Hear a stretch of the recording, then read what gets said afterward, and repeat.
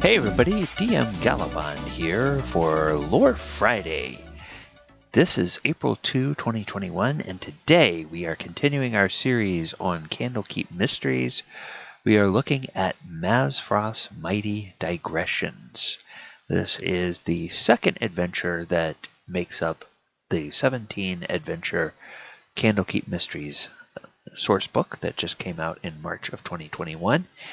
And what we're doing in this series is we're just taking a look, breaking down the adventure, mainly for DMs who might be considering running this either in whole or in its constituent parts, and looking at how you could reuse the elements of this adventure in other homebrew games of your own.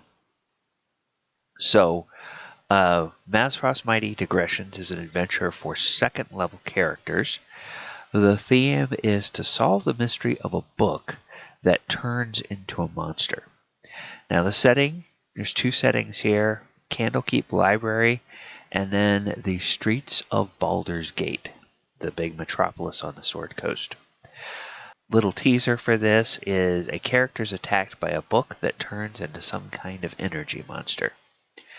Now, backstory is that some unusual booksellers in Baldur's Gate learned the secret ritual of creating a certain kind of monster that has the ability to assume the shape of a mundane object. No, not a mimic. It's different from a mimic, but it's similar to a mimic. Mostly in size, but also in its actual form.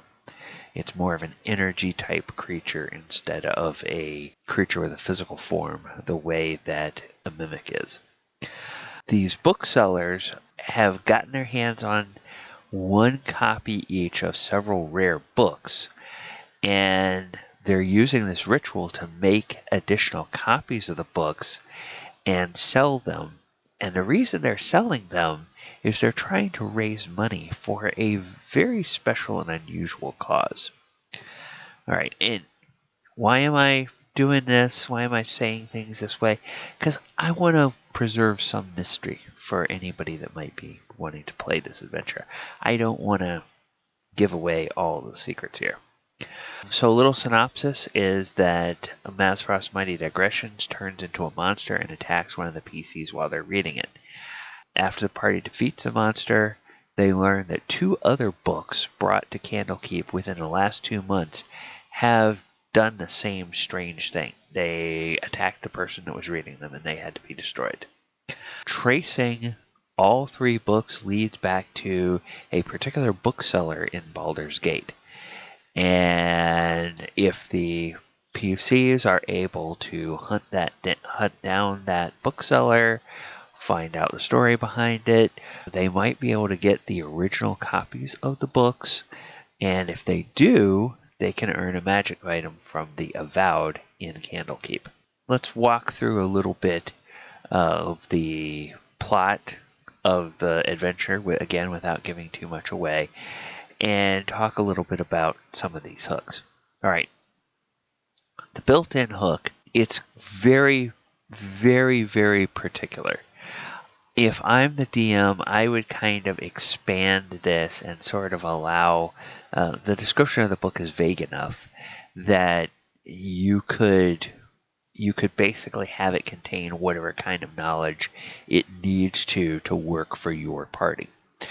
So the built-in hook says that one of the PCs is researching one of several relevant topics in Candlekeep and comes across Mazfroth's Mighty Digressions, a book that was only added to the collection a few days ago. Now, while the PC is reading about their chosen topic, the book transforms into an energy monster and attacks him or her. So after defeating the monster, the PCs go to the Avowed, which is the group of monks that maintain the stacks, and report the trouble. So the Avowed then look into their records and they realize that 2 more books brought to Candlekeep within the last 2 months have also turned into similar type of monsters. And furthermore, they're able to identify 2 of the scholars that brought those books to Candlekeep for admittance. Because this is now a trend, 3 books have done the same thing in a short period of time, the Avowed are concerned, so they will offer the PCs a magic item, a Helm of Comprehend Languages, if the PCs can discover who or what is behind the monsters disguised as books.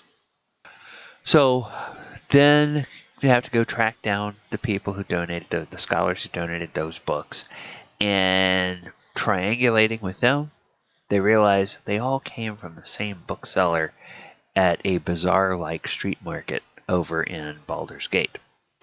So they go to Baldur's Gate, party can find the bookstall in that bazaar, question the booksellers. Initially, they will deny knowing anything about it. So then the PCs need to use their creative thinking and problem-solving skills to try to figure out where the booksellers live and advance the plot. If I were the DM, I would kind of think of several other potential ways that the party might find that information. Like if they keep going back to this bookshop, they might meet some sort of friendly street urchin who, oh yeah, I know where those guys live, and if you give me some silver, I can take you there. Something like that. That might be a way of doing that. Just in case your party just sits around and has, your players are sitting there for like 45 minutes and can't figure out anything to do to try to figure out how to advance the plot. You as a DM can come up with something to give them a little bit of help. Of course, once they locate where the booksellers hang out when they're not in their stall, there are several different ways to get to the bottom of the mystery. And there's some fun twists in the plot of the adventures. I don't want to say any more because I don't want to spoil the surprise for the players. And there's several ways that the PCs can acquire the books. Some of those ways would include like verbal diplomacy, and some of those might include drawn weapon diplomacy. All right, and the PCs are successful in acquiring the original copies of all 3 of those books that turn into monsters, and they return the actual original books to Candlekeep. The Avowed will keep their word and award the party with the magic helm that they discussed. What are my favorite elements of the adventure? I think my favorite element of this adventure is actually the bazaar-like street market of Baldur's Gate. And it gives little thumbnail sketches of some of the other shops and shopkeepers that are there. Kind of gives you a paragraph or 2 where you can set the scene for the look and feel of this market, and then those little tiny sketches of each of those shops, that's kind of a really cool little element that you can lift right out of here and go and put into any other large busy city that might be part of your homebrew campaign. So that is probably one of the most usable elements out of this. There's also a couple little maps, like a map of the place where the booksellers live, and that's kind of a useful little thing if you need like a small warehouse, or you need a large house or something of that nature. You could basically use that, or an office building for a D&D setting. You could use that particular little map for that. You can adapt this to a different campaign quite easily if you have something set on the Sword Coast, and especially in Baldur's Gate.